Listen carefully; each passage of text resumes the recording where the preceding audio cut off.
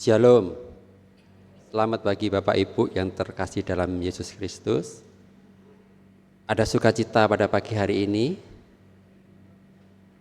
Puji Tuhan, bagi Bapak Ibu yang membawa anak PA sama PT, mohon ada PA sama PT sendiri di ruang serbaguna. Terima kasih atas perhatiannya. Jemaat yang dikasihi Tuhan Yesus Kristus, Shalom. Puji Tuhan, kita dapat berkumpul di rumah-Nya dengan hati yang bersukacita untuk memuji dan memuliakan nama-Nya. Presbiter bertugas mengucapkan selamat datang dan selamat beribadah di hari Minggu kedua sesudah Epifania. Kiranya ibadah yang kita lakukan saat ini berkenan di hadapan Tuhan dan kita diberkati oleh-Nya.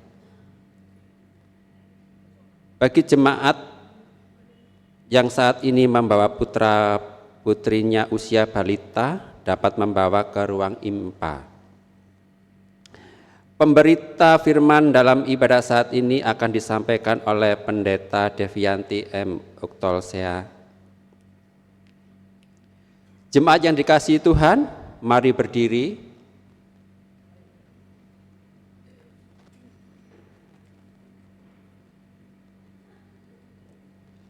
Untuk menyambut firman Tuhan hadir di tengah-tengah persekutuan kita.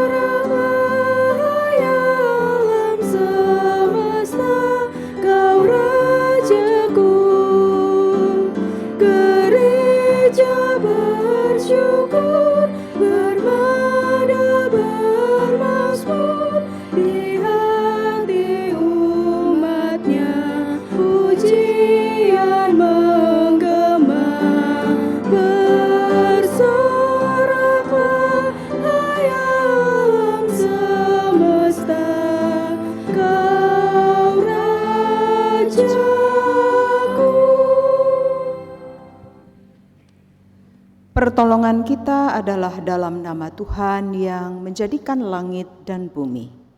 Amin.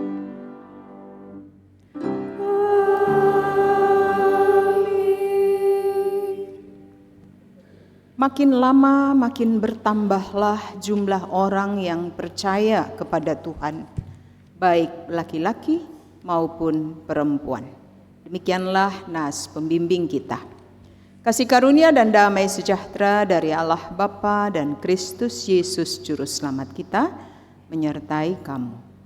Dan menyertaimu juga.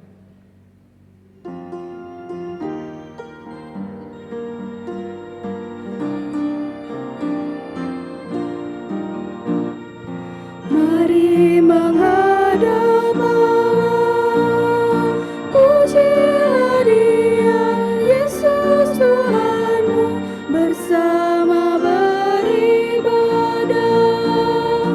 Angkat suaramu, nyanyi gembira, kita semua jadi satu, satu di dalam kasih-Nya. Tiada lagi perbedaan, sebagai anak-anak-Nya. Mari berpadu suara, nyanyikan haleluya.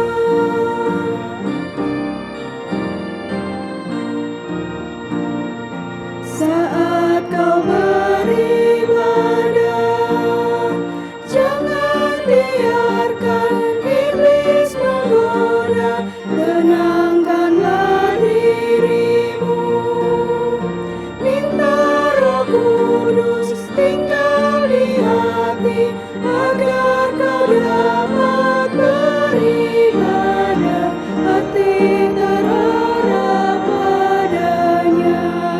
Firman Tuhan yang diberitakan menjadi berkat bagimu. Mari berpadu suara, nyanyikan haleluya.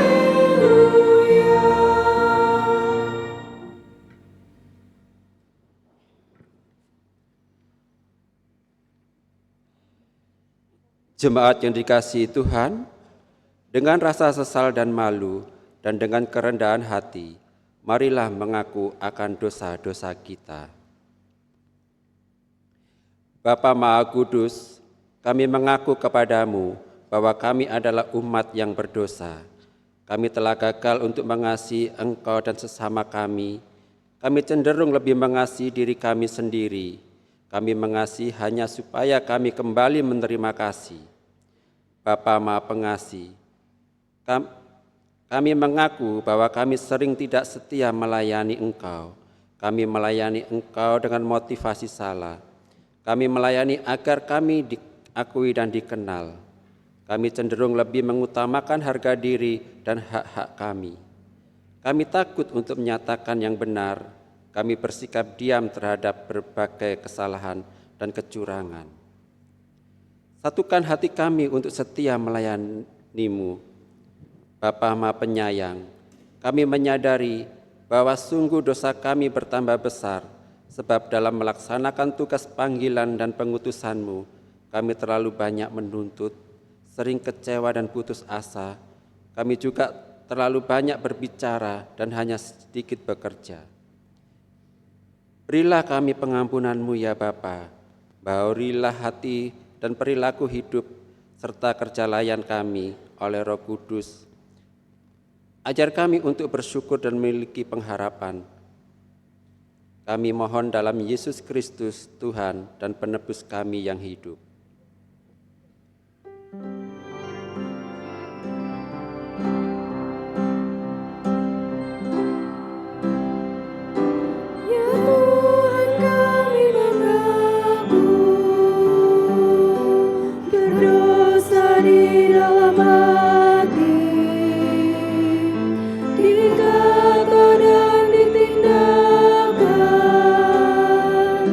Ampunilah dosa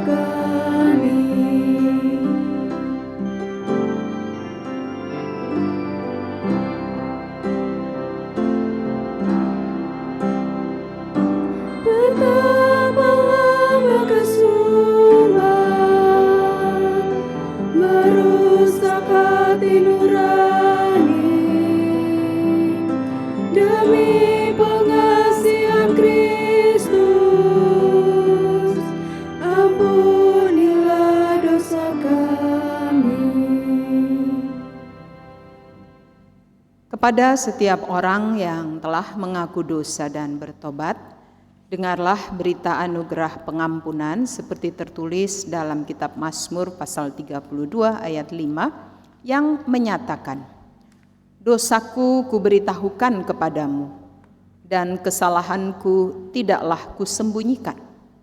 Aku berkata, aku mengakui pelanggaran-pelanggaranku kepada Tuhan, dan Engkau telah mengangkat beban dosaku." Berdasarkan firman Tuhan ini, sebagai pelayan Yesus Kristus, kami memberitakan bahwa pengampunan dosa telah berlaku dalam nama Bapa, Anak, dan Roh Kudus. Syukur kepada Tuhan. Amin.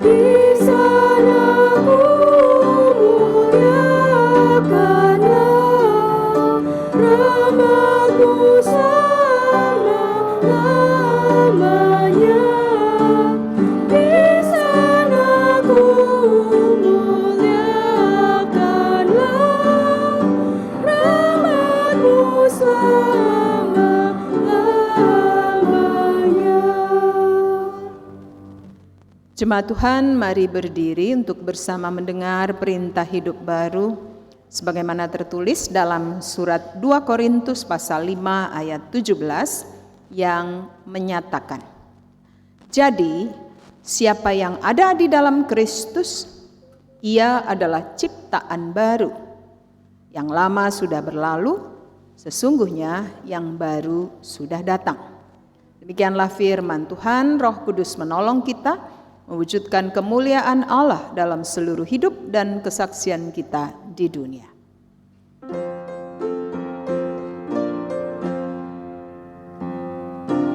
Kemuliaan bagi Bapa, Putra, dan Roh Kudus, seperti semula, kini dan terus, dan kekal selamanya.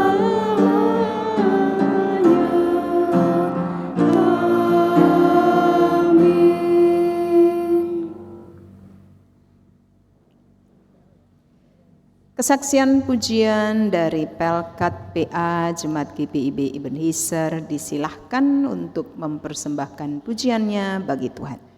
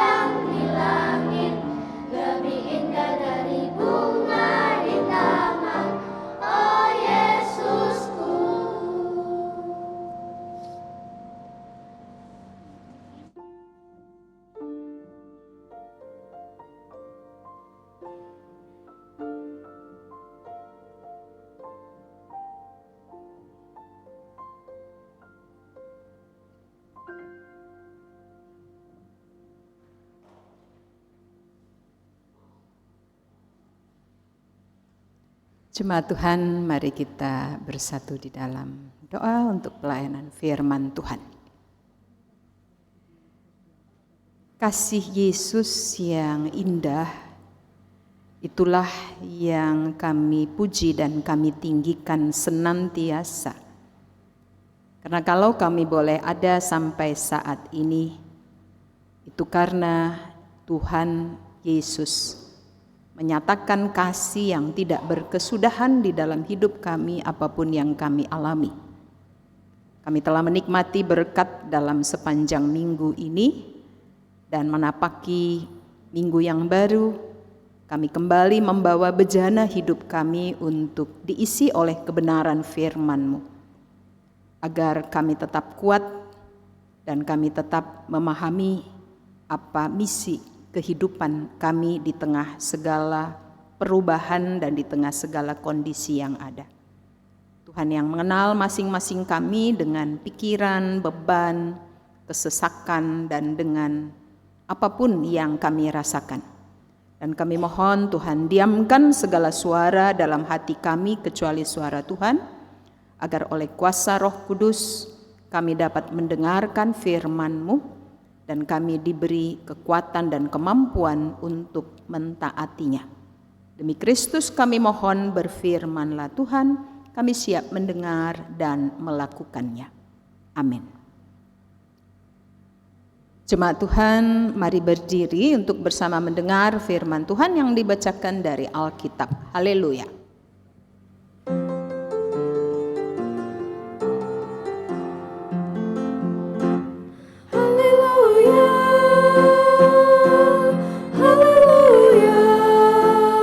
Pujilah Tuhanmu selamanya, haleluya.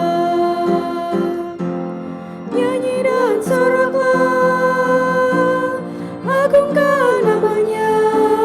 Pujilah Tuhanmu selamanya, haleluya. Jemaat yang dikasihi Tuhan, bacaan Alkitab pada hari ini terambil dari Kisah Para Rasul pasal 5 ayat 12 hingga ayatnya yang ke-16 yang akan kita baca bersama-sama.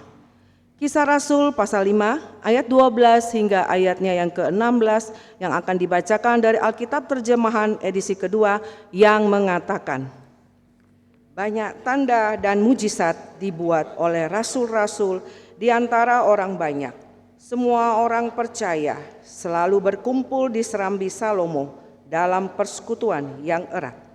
Orang-orang lain tidak ada yang berani menggabungkan diri dengan mereka. Namun mereka sangat dihormati orang banyak. Makin lama makin bertambahlah jumlah orang yang percaya kepada Tuhan, baik laki-laki maupun perempuan, bahkan mereka membawa orang-orang sakit keluar ke jalan raya dan membaringkannya di atas balai-balai dan tikar, supaya apabila Petrus lewat, setidak-tidaknya bayangannya mengenai salah seorang dari mereka. Juga orang banyak dari kota-kota di sekitar Yerusalem datang berduyun-duyun serta membawa orang-orang yang sakit dan orang-orang yang diganggu roh jahat. Lalu mereka semua disembuhkan. Demikianlah pembacaan Alkitab.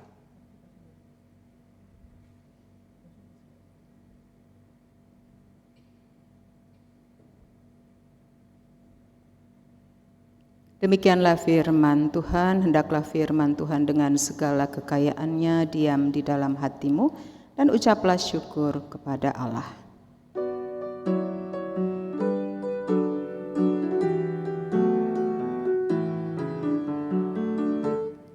Kepadamu puji-pujian, mada syukur dan kemuliaan, Bapa, Putra, dan Roh Kudus, sampai kekal dan abadi.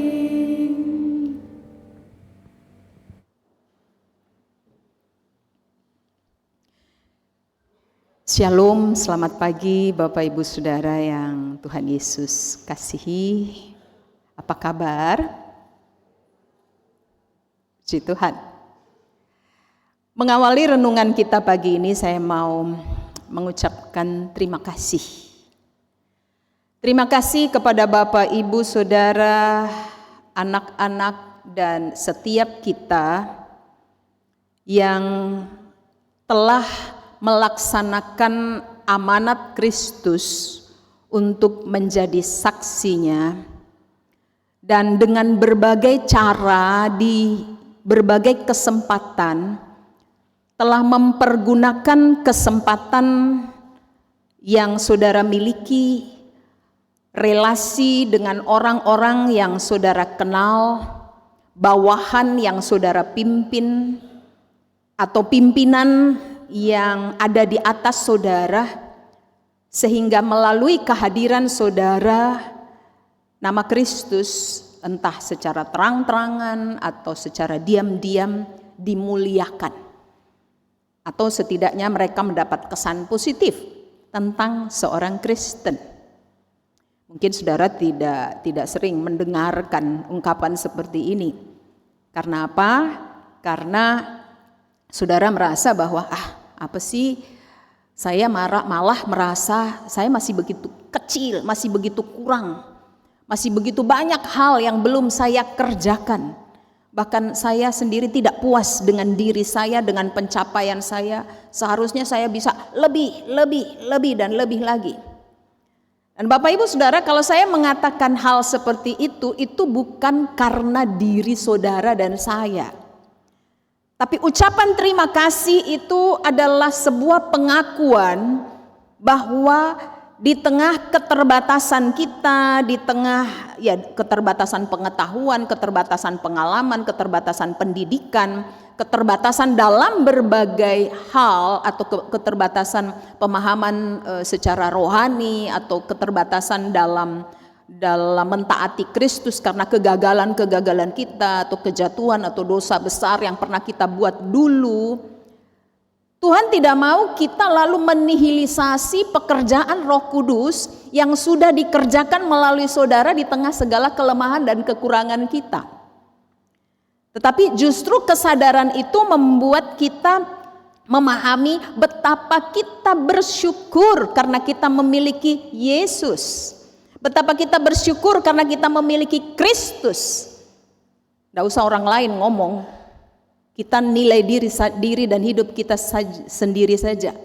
Betapa mengerikan seandainya saat itu, seandainya waktu itu Tuhan tidak menolong, atau seandainya tidak ada pengampunan dari Kristus, atau seandainya Tuhan memperhitungkan kesalahanku, kejahatanku, dosaku tepat di titik itu, dan seperti dalam perjanjian lama, selesai. Betapa mengerikannya. Tapi kalau saya mengucapkan terima kasih, itu adalah sebuah pengakuan terhadap kasih karunia Allah di dalam Kristus Yesus yang telah memberikan kepada kita kuasa Roh Kudus dan memakai kita dalam segala keterbatasan, dalam segala kekurangan untuk memberi dampak, untuk memberi efek bagi kerajaan Allah. Sehingga ketika itu terjadi, kita tahu itu bukan karena kuat dan gagah kita, itu bukan karena pencapaian kita, tetapi semata-mata karena kasih karunia Allah di dalam Kristus Yesus dengan kuasa Roh-Nya yang kudus. Tapi poin yang berikut, Tuhan tidak mau kita hanya tetap di titik itu. Pernahkah kita bertanya ketika bicara soal pencapaian dalam hidup? Kita seringkali dengan matematika menilai, mengukur apa yang sudah kita punya, apa yang sudah kita capai dalam usia sekian.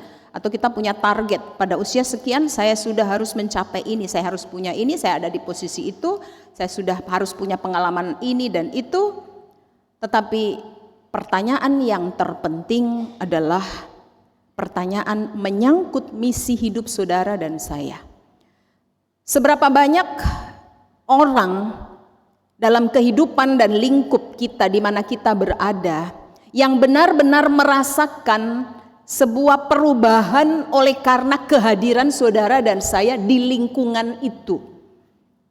Seberapa besar kehadiran kita membawa sebuah atmosfer yang menyejukkan, yang mendatangkan damai sejahtera, yang mendatangkan kasih, yang menegakkan kembali kebenaran yang sudah sekian lama dibengkokkan, walaupun untuk itu seringkali mungkin saudara tidak disukai, atau saudara didiskreditkan, dibuang, ditempatkan di tempat yang kering, di tempat yang tidak menguntungkan. Tetapi sebagai orang yang sudah ditebus dan diselamatkan Kristus, saudara, orang Surabaya bilang no reken, karena saudara tahu yang menggenggam hidup dan masa depan saudara itu adalah Tuhan. Yang mensuplai segala kebutuhan saudara itu adalah Tuhan. Karena itu ketika saudara melakukan kebenaran, berapapun harganya, itulah sukacita tertinggi saudara. Tapi pertanyaannya, berapa banyak orang di era ini yang begitu hidup dalam kesulitan siap untuk memberi dampak? Karena memberi dampak berarti ada harga yang harus dibayar. Kristus sudah membayar lunas harga itu di atas kayu salib melalui pengorbanannya. Tetapi harga yang harus kita bayar adalah seberapa besar kesediaan kita untuk memikul salib, menyangkal diri, dan tetap berdiri di hadapan dunia untuk melaksanakan tugas pengutusan kita sebagai saksi Kristus. Nah, tolong slide pertama. Tema kita dalam ibadah pagi ini adalah berdampak dalam kehidupan sehari-hari berdasarkan bacaan kita. Kita sudah melihat bahwa ketika kita diutus oleh Kristus, kita punya kesadaran yang sama bahwa saya tidak tahu berapa usia dan tahun-tahun kehidupan yang Tuhan berikan kepada saya, tapi yang jelas saya ingin hidup saya ini tidak sia-sia. Orang di luaran pun punya rata-rata, kalau saudara nonton film atau bicara dengan teman atau dengan siapa pun secara umum punya keinginan seperti itu. Tetapi berdampak seperti apa? Apa ukuran dampak yang ingin kita hasilkan melalui hidup kita yang entah sampai kapan? Apa tolok ukurnya? Nah, Bapak Ibu Saudara-saudara, bacaan kita di pasal 5 ini bicara tentang bagaimana pencurahan kuasa Roh Kudus pada peristiwa Pentakosta 10 hari setelah Yesus naik ke surga di pasal 2 itu memberikan kepada para murid sebuah transformasi dari dalam keluar, di mana ketakutan diubahkan menjadi keberanian untuk memberitakan kebenaran Allah, Injil Kristus, di mana rasa minder, rasa rendah diri oleh karena keterbatasan kekurangan latar belakang pendidikan, omongannya, bicaranya sebagai orang Galilea dengan dialek, dengan gaya bahasa atau tata bahasanya menurut orang-orang Yerusalem yang berpendidikan mungkin dianggap belepotan. Tetapi apapun mereka tembus, dan begitu banyak hal yang mereka lewati. Di pasal 4 diceritakan bagaimana cara hidup jemaat mula-mula. Mereka berkumpul, mereka bersekutu, tiap-tiap hari mereka berkumpul bersekutu dan memecahkan roti, belajar tentang firman Tuhan, dan mereka saling melengkapi. Yang gak punya dibantu, ditolong oleh mereka yang punya, bahkan mereka bersedia untuk menjual harta miliknya untuk membantu orang-orang atau jemaat Kristen yang tidak punya. Lalu muncul dalam pikiran kita, wow, seandainya ya, apa jadinya gereja sekarang kalau kita sebagai gereja Kristen yang zaman sekarang ini, zaman now ini, hidup dengan pola atau gaya hidup yang seperti itu.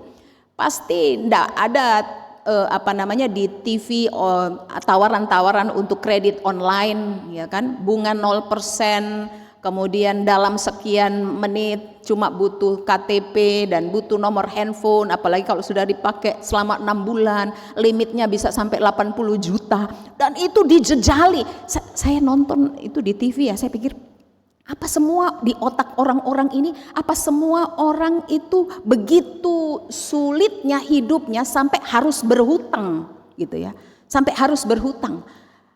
Apakah dia tidak berpikir bahwa orang yang hidupnya sangat sederhana sekalipun bisa karena berketetapan untuk tidak mau berhutang, untuk mempercayai bahwa apa yang firman Tuhan katakan, carilah dulu kerajaan Allah dengan segala kekayaannya, maka semua akan ditambahkan kepadamu. Cukupkanlah dirimu dengan apa yang ada padamu, janganlah kamu berhutang, sedapat mungkin kalau bisa kamu memberi dan jangan berhutang.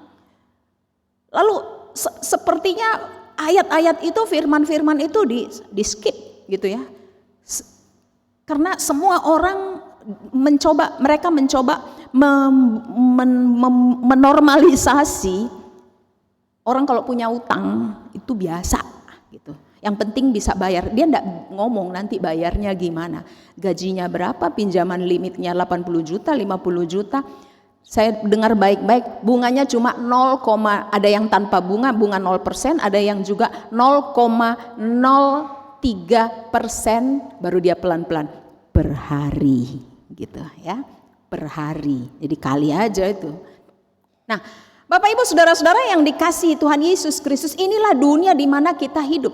Tapi seandainya bagaimana ya kalau seandainya para murid, para rohaniawan, katakanlah pendeta, presbiter, atau pelayan-pelayan, pelkat, atau aktivis rohani, itu punya kuasa atau punya otoritas yang begitu besar seperti para murid dulu. Dan juga jemaat-jemaat punya hati yang rela untuk berbagi.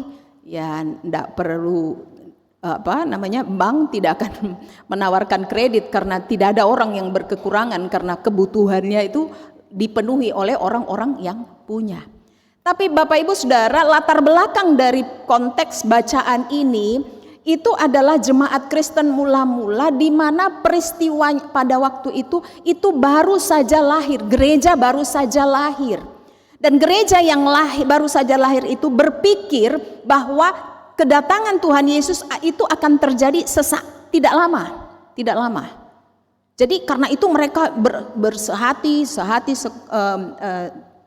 sepikir, baca Alkitab, berdoa, puasa, dan itu memberikan kepada mereka kuasa karena mereka sepertinya sudah nggak peduli lagi dengan kerjaan sekuler mereka, karena mereka percaya bahwa sebentar lagi Yesus datang, dan itu memberikan dampak yang luar biasa.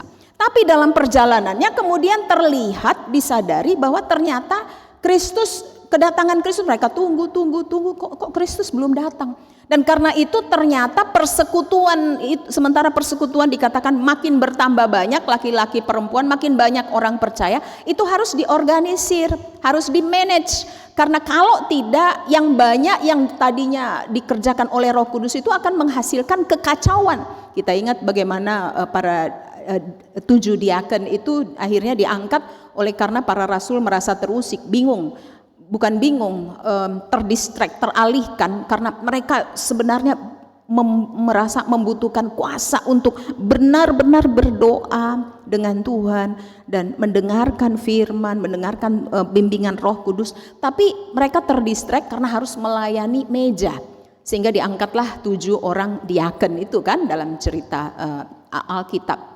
Nah, Bapak Ibu saudara-saudara, hal ini pertama-tama mau mengatakan bahwa bukan berarti sekarang itu gereja tidak lagi seefektif, karena ada yang bertanya, apa yang salah ya dengan gereja sehingga gereja sekarang tidak seperti gereja pada zaman Perjanjian Baru, pada zaman Kristen mula-mula yang sepertinya kehilangan kuasa, semua diorganisir, semua diatur semua. Nah, memang tidak bisa disangkal bahwa pengaturan manajemen untuk mengelola gereja sebagai organisasi, sebagai sebuah lembaga dengan begitu banyak kepentingan-kepentingan, itu pada akhirnya seringkali mengabaikan keutamaan waktu untuk doa, waktu untuk mendengar dan belajar firman, waktu untuk melakukan pujian dan penyembahan, stick di kamar dengan Tuhan secara pribadi tanpa diganggu oleh kesibukan. Tidak usah bicara gereja, Bapak Ibu Saudara secara pribadi saja, saya mau nanya gitu ya. Berapa waktu dan bagaimana saudara mengawali sebuah hari? Berapa waktu yang Bapak Ibu sisihkan, khususkan untuk Tuhan dalam memulai sebuah hari? Baca SBU atau baca renungan apapun yang saudara cepat-cepat. Oh ya. Nanti 5 menit tadi baca A. Sudah renungan pagi sudah. Bacaannya dari mana? Apa ya tadi ya? Lali lupa.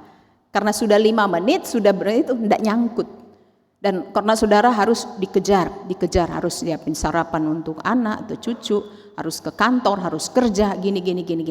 Nah, lalu dalam kondisi seperti itu saudara mengharapkan atau berharap saudara punya kuasa. Memang Roh Kudus itu sudah dicurahkan kepada kita, tetapi untuk bisa tetap terpelihara dalam kuasa itu, dalam otoritas yang Tuhan berikan, kita sendiri harus punya koneksi yang kuat dengan Sang Sumber. Dan itu tidak tergantikan. Ini mau ini generasi apa, generasi Z, generasi A, generasi Alpha, generasi apapun mau disebutkan. Ini sudah tahun sekian. Dan peristiwa ini terjadi pada awal tahun 2000-an ya. Tahun 0, tahun 30-an lah. Tetapi Injil keselamatan tidak tergeserkan. Dan itu sebabnya Bapak Ibu Saudara-saudara, slide kedua, persoalan yang kita hadapi di sini ya, kalau dikatakan berdampak ya, kalau kita dengar kata berdampak, seringkali yang terbayangkan adalah sesuatu yang besar, sesuatu yang spektakuler, yang terlihat banyak orang seperti yang kita gambarkan tadi di Jemaat Kristen Mula-Mula.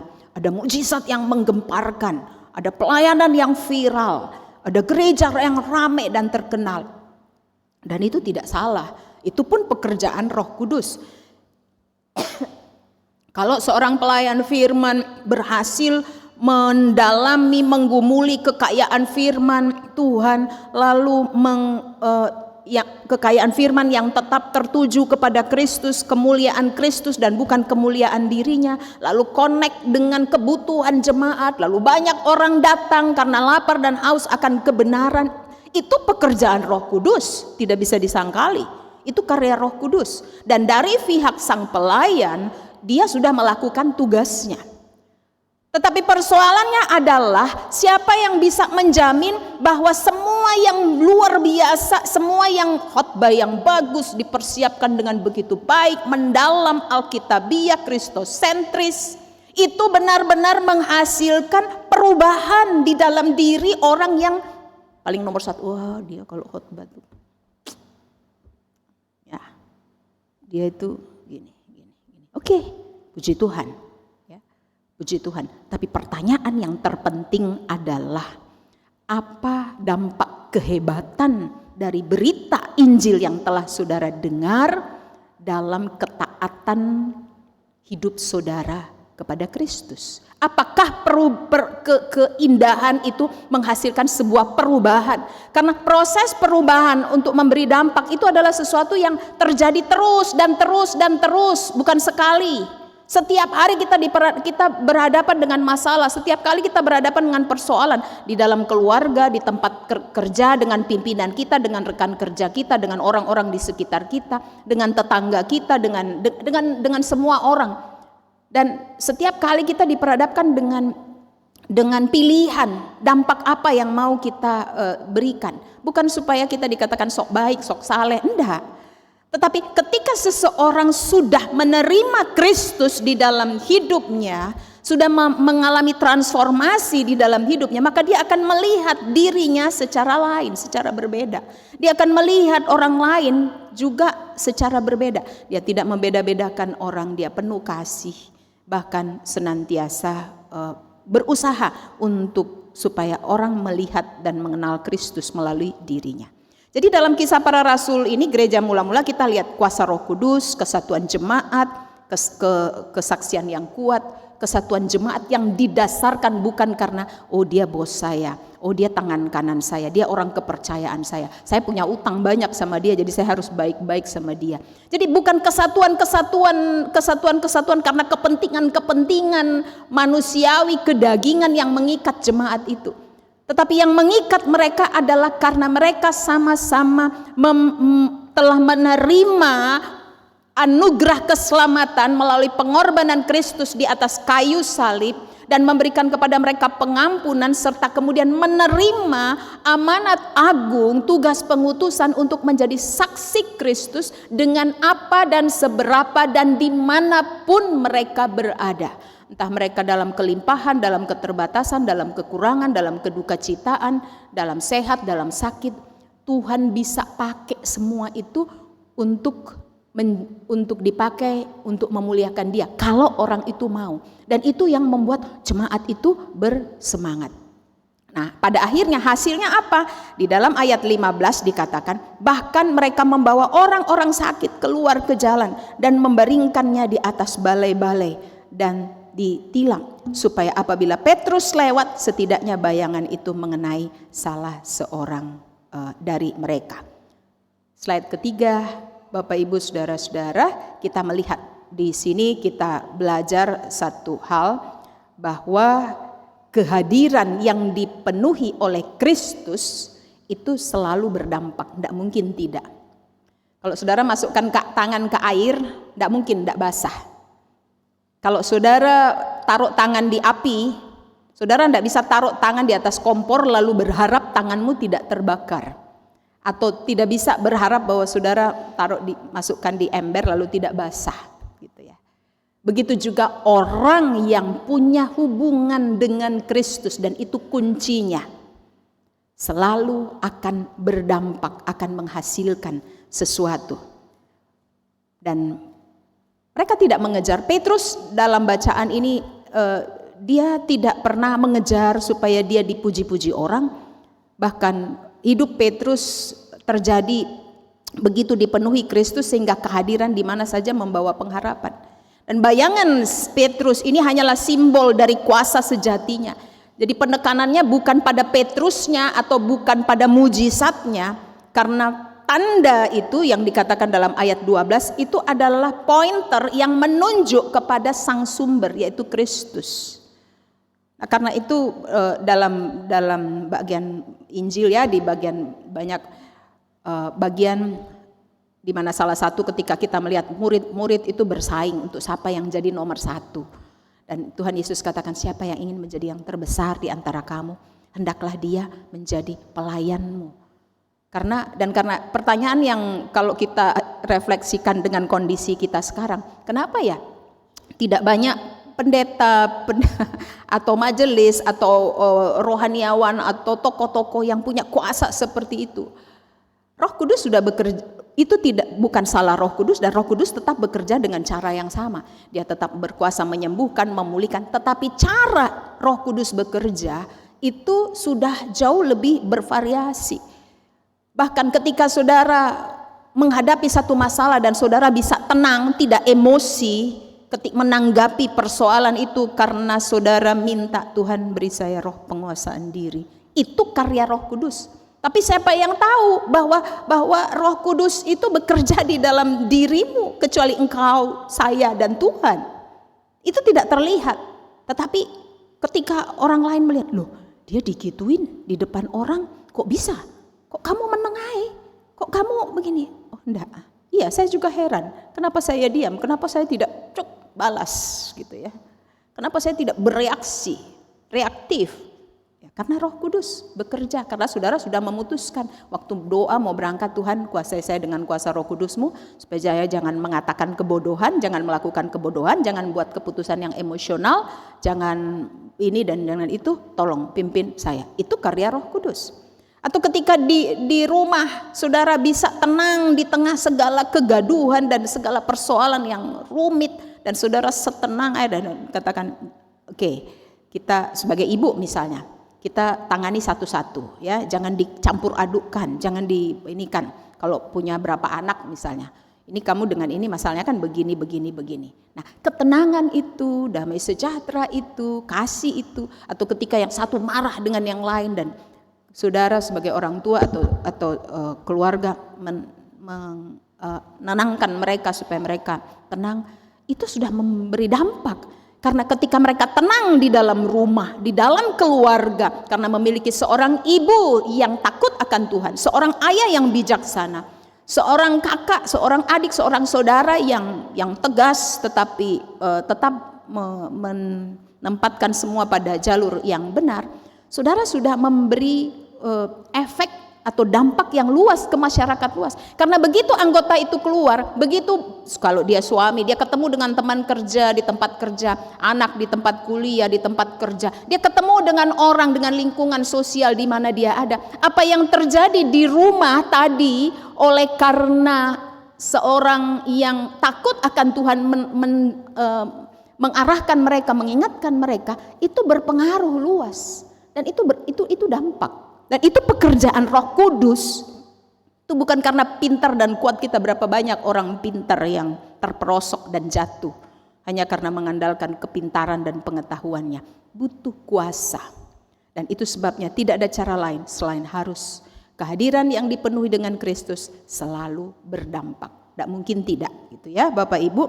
Jadi makanya dalam Galatia 2 ayat 19b dan 20 Rasul Paulus katakan, hidupku yang kuhidupi sekarang bukannya aku lagi, tapi Kristus yang hidup di dalam aku. Aku hidup bukannya aku sendiri lagi yang hidup, sekali lagi melainkan Kristus yang hidup di dalam aku.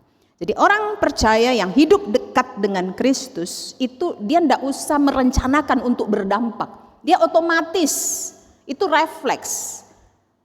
Ketika dia punya sesuatu, aduh ini kebanyakan daripada busuk, daripada rusak, lebih baik saya bagi jadi berkat untuk orang gitu. Orang tidak mungkin minta, tapi ketika dikasih dia senang gitu ya. Waduh, saya sudah lama pengen ini. Tapi Roh Kudus memberi hikmat, kreativitas. Di mana ada kasih, seorang penulis katakan, di mana ada kasih yang bersumber dari Kristus, di sana ada karakter Kristus. Di sana ada kreativitas untuk selalu berbagi, untuk selalu menguatkan, untuk selalu membantu, untuk selalu mampu berkata tidak dan berkata tegas terhadap sesuatu yang tidak benar. Dan karena itu kehadiran yang dipenuhi Kristus selalu membawa dampak. Hal berikutnya, jadi slide berikutnya, Kristus yang bangkit memberi keberanian kita untuk tetap setia di ruang terbuka, di ruang sehari-hari. Ya, Bapak Ibu, kita melihat bahwa murid-murid di sini ketika mereka kan baru ditangkap tuh di pasal 4. Petrus dan Yohanes baru di penjara, sempat diadili oleh para tua-tua agama, dan akhirnya karena mereka kehilangan alasan untuk menghakimi mereka karena mereka menyembuhkan seorang yang lumpuh selama lebih dari 40 tahun di pintu gerbang. Akhirnya mereka dilepaskan. Mereka baru saja di penjara dan mereka dilarang untuk, karena tidak punya alasan, mereka dilepaskan, tapi dengan catatan jangan sekali-kali memberitakan nama itu. Tapi dengan tegas di ruang terbuka, di ruang publik, Petrus dan Yohanes berkata. Namun Petrus dan Yohanes menjawab di pasal 4 ayat 19. Silakan kamu sendiri putuskan sendiri, manakah yang benar di hadapan Allah? Taat kepada kamu atau taat kepada Allah? Sebab tidak mungkin bagi kami untuk tidak berbicara tentang apa yang telah kami lihat dan apa yang telah kami dengar. Kalau secara pribadi saudara punya hubungan yang akrab, melihat Kristus di tengah masalahmu, melihat Kristus di tengah persoalanmu, melihat, mengalami sendiri Kristus, tidak mungkin hidupmu tidak berdampak pada orang lain. Walaupun menciptakan dampak itu bukan tujuan, itu adalah hasil, efek dari sebuah relasi dengan Tuhan. Dan itu akan nampak. Saudara di jalan, saudara masuk dalam sebuah ruangan, saudara heran. Orang-orang heran, kenapa ya kalau dia masuk ruangan tiba-tiba suasana jadi ceria begitu, jadi happy. Oh dia memang tipenya sanguinis gitu ya, orang yang pembawa suasana. Enggak. Sesederhana apapun seseorang, ketika dia di dalam Kristus, Kristus di dalam dia, maka dia akan memberi dampak. Dan dia berani di ruang terbuka, artinya imannya tidak disembunyikan. Mereka di Serambi Salomo. Bapak Ibu yang sudah ke Israel bisa membayangkan itu, atau kalau belum silakan di browsing ya, lihat Bait Allah Yerusalem, lalu di sekitarnya itu pelatarannya itu seperti apa gitu, cukup luas dan bisa ribuan orang ada di situ. Jadi Injil, iman mereka tidak mereka sembunyikan, Injil tidak dipindahkan ke ruang aman, dan ketaatan dijalani di tengah risiko. Risiko apa yang Bapak Ibu hadapi saat ini karena imanmu? Nah, itu pertanyaan. Apakah saudara mau mundur, kecut, atau saudara mau katakan, Tuhan, sama seperti Engkau mengajar di Bait Allah, sama seperti Yesus taat sampai di kayu salib, Yesus tidak mundur meski ditolak, aku pun mau untuk taat sampai akhir dan tetap berpegang pada Kristus tanpa rasa malu, karena Kristus tidak pernah malu untuk menerima, memulihkan, menguduskan, dan menyelamatkan hidupku.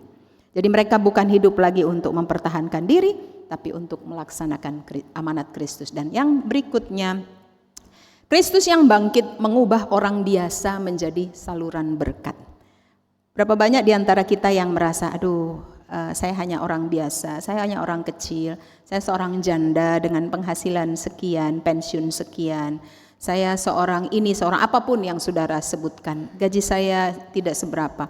Jangankan untuk ditabung, untuk transport ke tempat kerja saja, syukur-syukur kalau bisa cukup dalam sebulan tanpa minta bantuan, mungkin begitu ya. Dan efek apa, dampak apa yang bisa saya berikan? Nah, Bapak Ibu Saudara, sama seperti saudara dan saya, Petrus pun bukan tokoh sempurna dalam bacaan ini. Dia pernah menyangkal Kristus, dia pernah merasa takut ketika dia berjalan di atas air, dia pernah jatuh berulang kali, menyangkal Kristus 3 kali sebelum ayam berkokok. Tapi kita melihat Kristus yang bangkit memulihkan Petrus. Kristus yang bangkit memenuhi dia dengan kuasa Roh Kudus. Kristus yang bangkit mengubah kegagalannya menjadi kesaksian. Dan inilah inti firman. Bukan kesalehan Petrus atau bayangan Petrus yang menyembuhkan, tetapi anugerah Kristus. Kalau Kristus sanggup untuk mengangkat Petrus, ia juga sanggup memakai saudara dan saya untuk berdampak. Karena itu mengakhiri renungan ini, kita lihat di bagian terakhir, slide terakhir, di sana kita melihat demikianlah juga hendaknya terangmu bercahaya di depan semua orang. Bayangan Petrus hanya ada karena ada terang. Kalau tidak ada terang, tidak ada bayangan kan? Nah, bayangan Petrus adalah karena terang Kristus bersinar melalui hidupnya.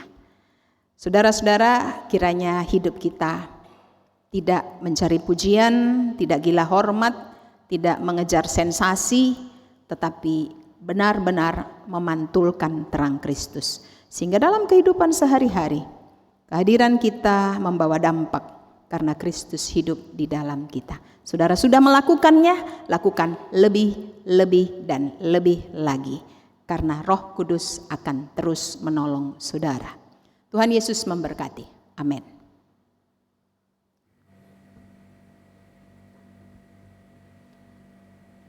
Mari kita sambut firman Tuhan dengan terang bintang fajar berseri.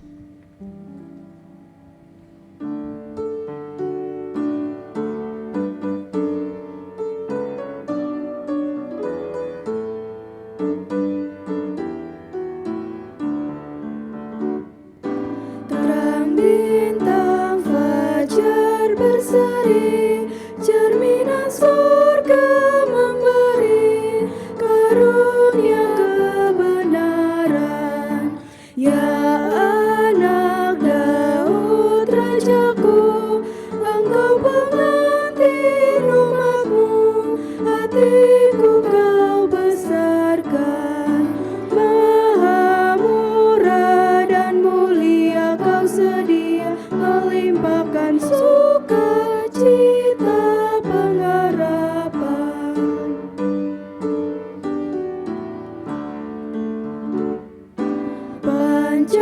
Pancarkanlah di batinku cahaya sinar kasih-Mu, permata yang abadi.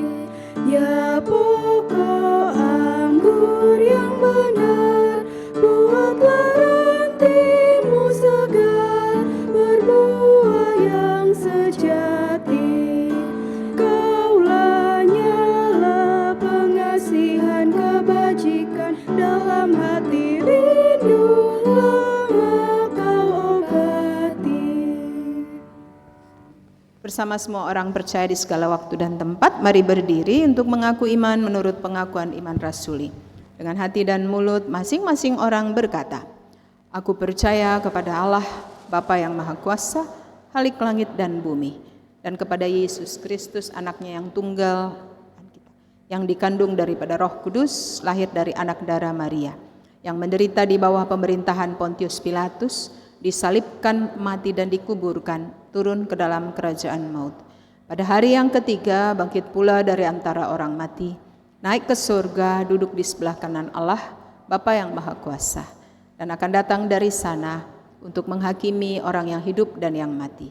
Aku percaya kepada Roh Kudus, gereja yang kudus dan am, persekutuan orang kudus, pengampunan dosa, kebangkitan daging, dan hidup yang kekal.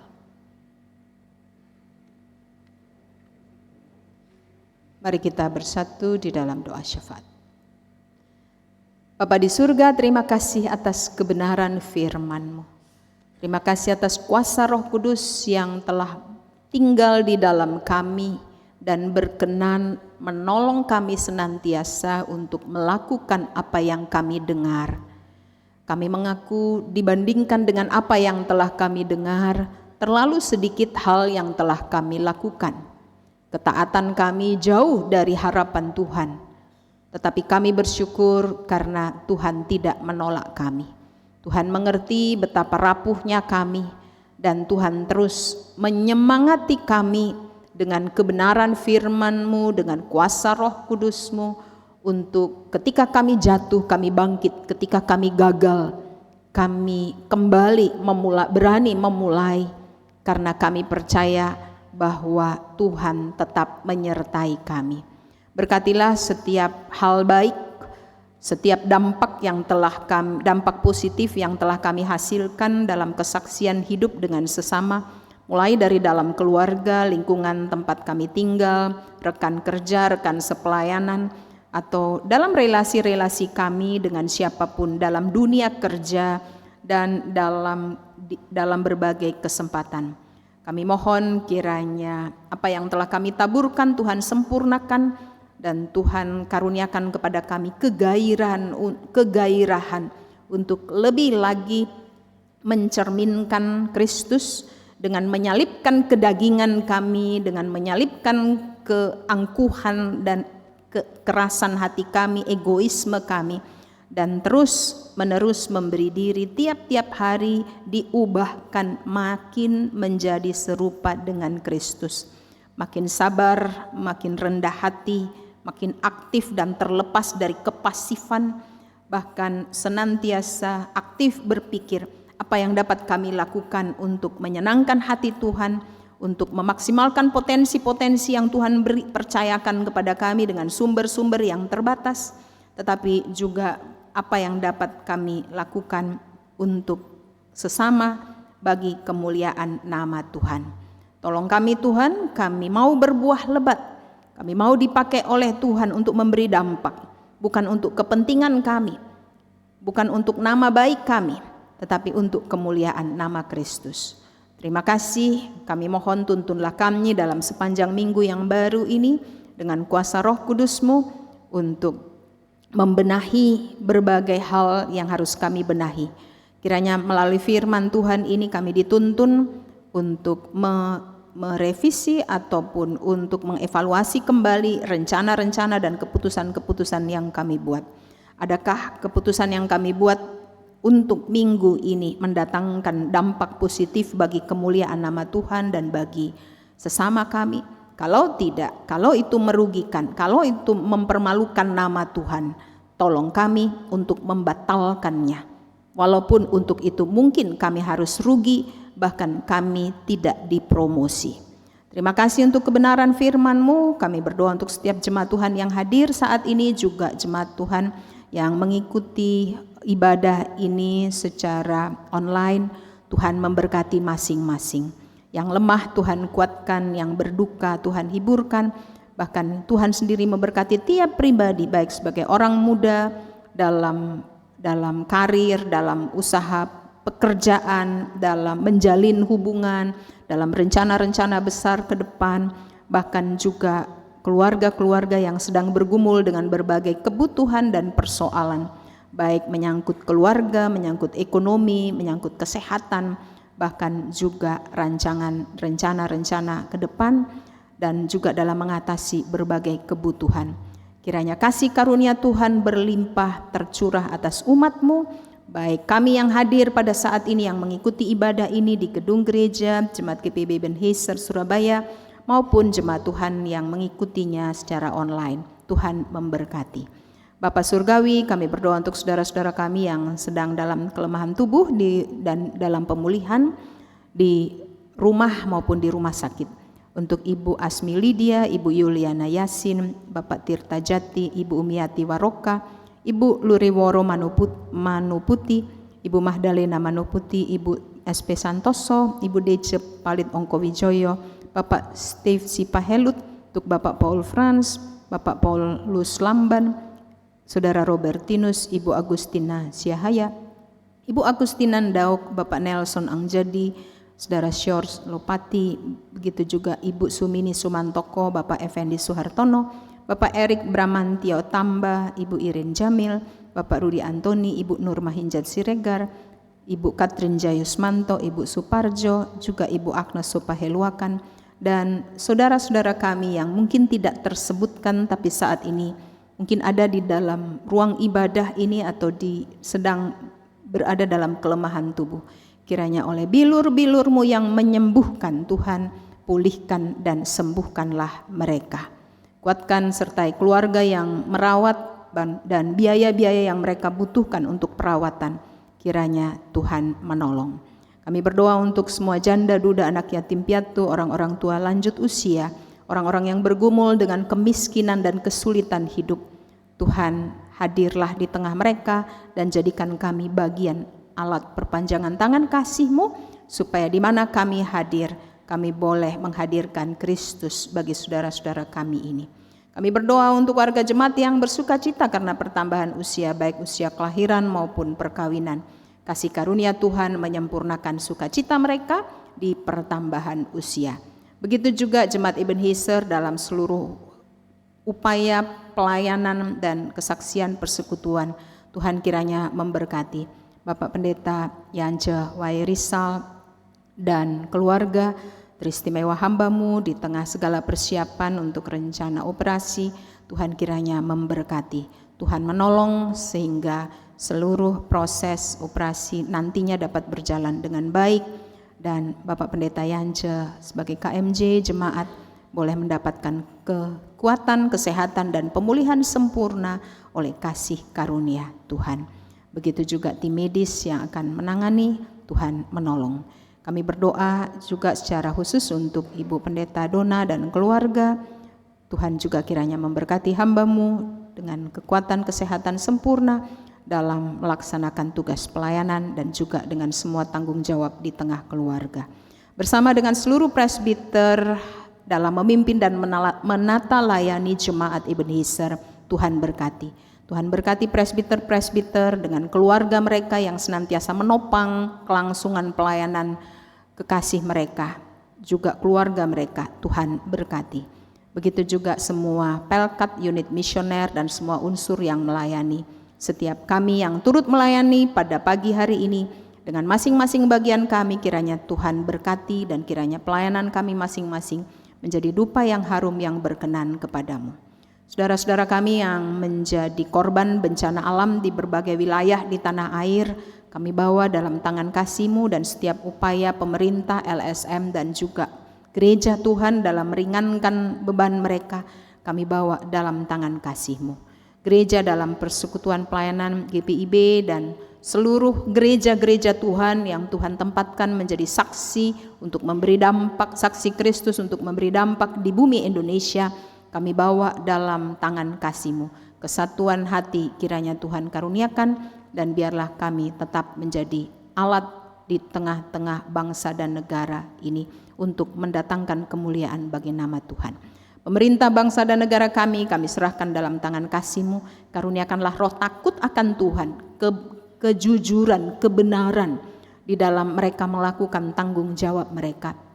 Karena sesungguhnya Tuhanlah yang empunya negeri ini, dan setiap orang yang menerima jabatan harus bertanggung jawab terhadap Tuhan atas semua yang dipercayakan. Karena itu kami berdoa untuk semua tindak-tindak korupsi di semua level dan setiap upaya yang dilakukan oleh badan-badan penegak hukum dan semua pihak yang bertanggung jawab dan bertugas untuk melaksanakan tanggung jawabnya, kiranya Tuhan menolong mereka. Bapa Surgawi, kami akan memasuki minggu yang baru ini dan kami mau menyerahkan seluruh pergumulan hidup kami, seluruh kebutuhan kami dan rencana kami dalam tangan pengasihan-Mu. Ya Tuhan, dalam pengasihan-Mu kami mohon. Peliharalah kami dalam Yesus Kristus Tuhan dan Juru Selamat yang telah mengajar kami berdoa. Bapa kami yang di surga, dikuduskanlah nama-Mu. Datanglah kerajaan-Mu, jadilah kehendak-Mu di bumi seperti di surga. Berilah kami pada hari ini makanan kami yang secukupnya, dan ampunilah kami akan kesalahan kami, seperti kami juga mengampuni orang yang bersalah pada kami. Dan janganlah membawa kami ke dalam pencobaan, tapi lepaskanlah kami dari yang jahat. Karena Engkaulah yang mempunyai kerajaan dan kuasa dan kemuliaan sampai selama-lamanya. Amin.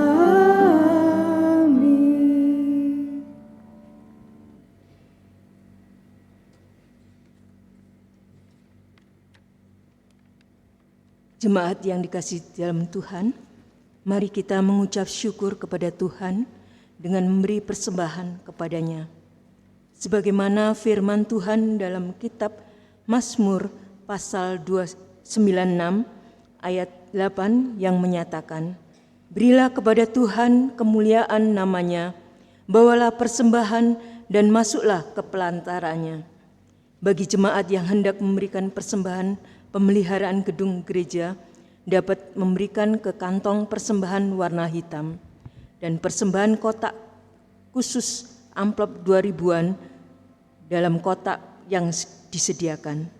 Dalam rangka memasuki masa pensiun Pendeta Yance Wairisal di bulan September 2026 dan Pendeta Dona Kastanya Efesa Kastanya Pindongo pada bulan Juni 2027. Maka saat ini kami menyediakan kotak persembahan khusus untuk pengumpulan dana Emeritus. Tuhan Yesus memberkati saudara dan persembahan saudara.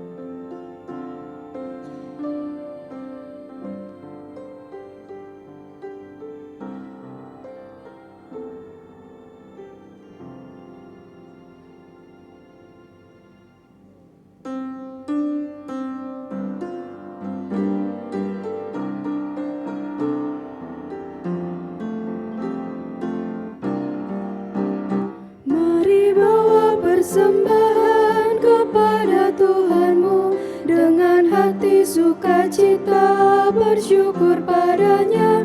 Tuhan sudah mencurahkan kasih-Nya padamu.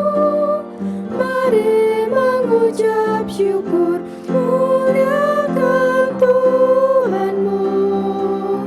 Pujilah namanya, bawalah persembahanmu dengan sukacita padanya.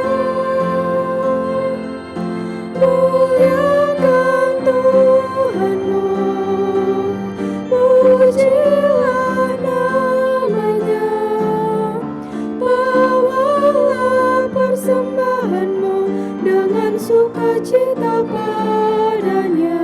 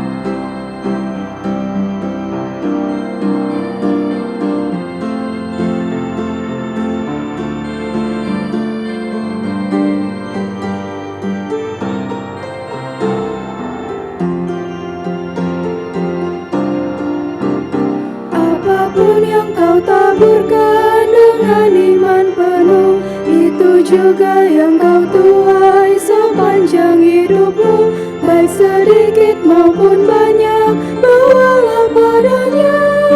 Mari mengucap syukur, muliakan Tuhanmu, pujilah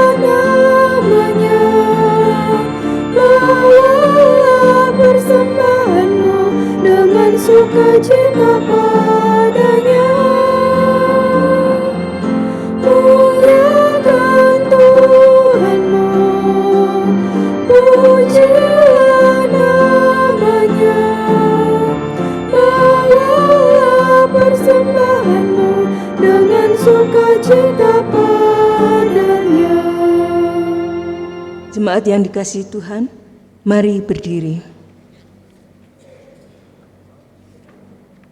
Untuk menyerahkan persembahan ini kepada Tuhan, dalam doa syukur kita berdoa. Ya Tuhan, kami bersyukur hidup kami dipenuhi dengan kasih-Mu dan melimpah dengan berkat-Mu. Engkau selalu setia dan mengasihi kami. Kepadamu kami serahkan persembahan ini sebagai tanda setia kami untuk selalu hidup di dalam kasih-Mu. Terimalah tanda kasih kami melalui persembahan ini. Demi Kristus Yesus kami berdoa. Amin. Jemaat dipersilakan duduk.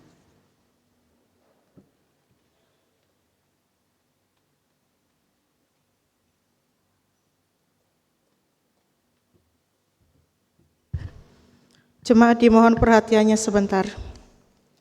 Majelis dan warga Jemaat GPIB Ebenezer Surabaya mengucapkan terima kasih kepada Pendeta Devianti Maritza Uktolsia Sahilatua atas pelayanannya hari ini. Tuhan Yesus memberkati. Dan juga ucapan terima kasih atas pelayanan pemain musik, pemandu pujian, paduan suara Pelkat PA, tim multimedia dan koster dalam ibadah ini. Tuhan Yesus memberkati pelayanan Bapak, Ibu, dan saudara-saudara sekalian. Selanjutnya, kita akan saksikan slide ringkasan warta jemaat. Mohon perhatian jemaat sekalian.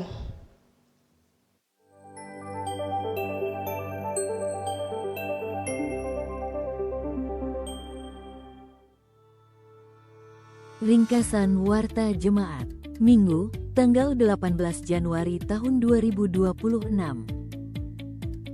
Ibadah pembukaan, kegiatan pelayanan 2026. Ibadah akan dilaksanakan pada Rabu, tanggal 21 Januari tahun 2026, pukul 7 malam, di Gedung Gereja Lantai 1. Ibadah pengucapan syukur. Sektor pelayanan 7 di keluarga Ibu BC Palumean pada Kamis, tanggal 22 Januari tahun 2026 pukul 7 malam. Sektor pelayanan 8 di keluarga Bapak Suparjo pada Jumat, tanggal 23 Januari tahun 2026 pukul 7 malam.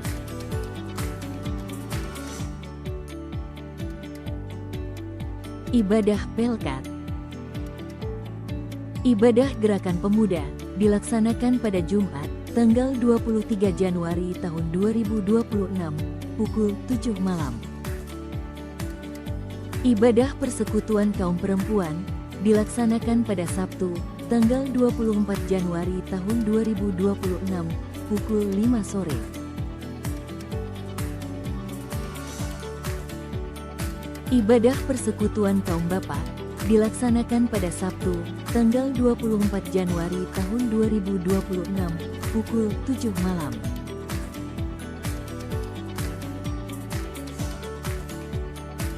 Ibadah Persekutuan Kaum Lanjut Usia dilaksanakan pada Sabtu, tanggal 24 Januari tahun 2026, pukul 9 pagi. Ibadah Doa Subuh. Ibadah dilaksanakan pada Sabtu, tanggal 24 Januari tahun 2026 pada pukul 5 pagi.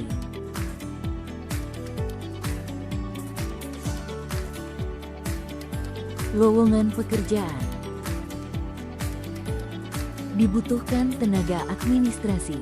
Dengan persyaratan yang tertera, CV dapat dikirim kepada PHM.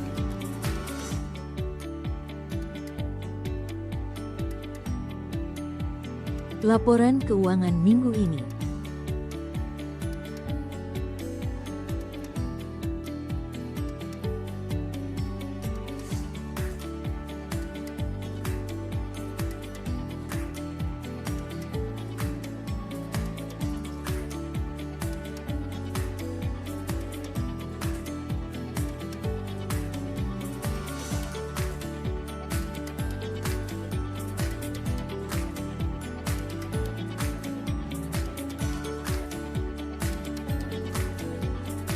Ucapan selamat ulang tahun. Selamat ulang tahun bagi warga jemaat yang berulang tahun pada periode tanggal 18 Januari sampai dengan tanggal 24 Januari tahun 2026. Terima kasih atas perhatiannya. Tuhan Yesus memberkati.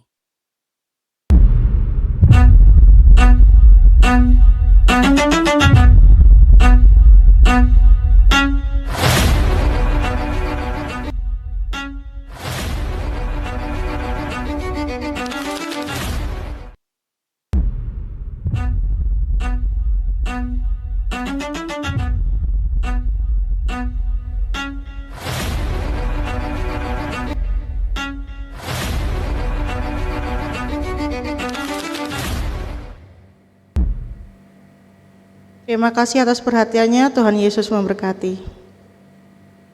Jemaat Tuhan, saya undang berdiri.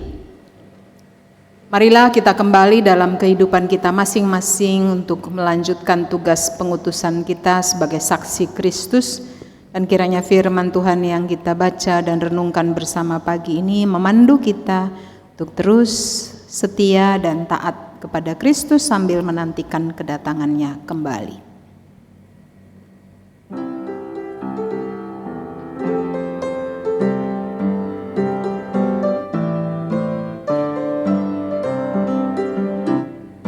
Kita menaburkan biji kebenaran pada pagi hari, siang dan petang. Kita menantikan waktu pemuaian, pasti ada hasil, hati pun senang. Mari kumpulkan, pasti ada hasil, hati pun senang. Mari kumpulkan, pasti ada hasil, hati pun senang.